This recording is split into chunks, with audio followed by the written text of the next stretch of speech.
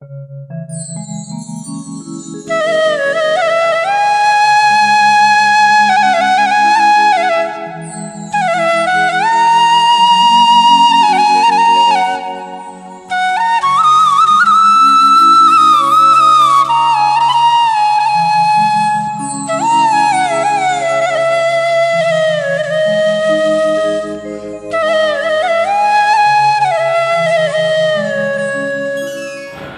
Hello guys, welcome to my YouTube channel जहाँ ना अच्छी बदमाश आलोक तो मुझे बदमाश आलोक। सो जगन्नाथ मंदिर बंद अच्छी तो से आम जगन्नाथ दर्शन करने स्वर्गद्वार जाऊ। स्वर्गद्वार गोटे छोट मठटे अच्छी जोटि जगन्नाथ त्रिमूर्ति अच्छी तो सेठी आम आज जावा सेठी जाई संध्या आरती देखा। तो डेरी नक चलो आगे जावा।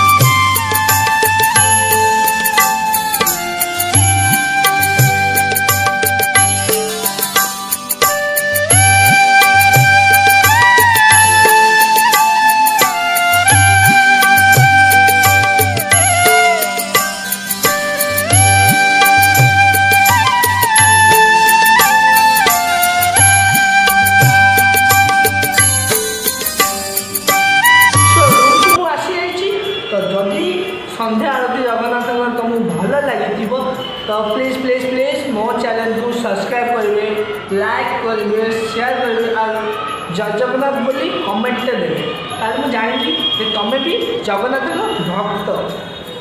तो नमस्कार, जय जगन्नाथ। चलो।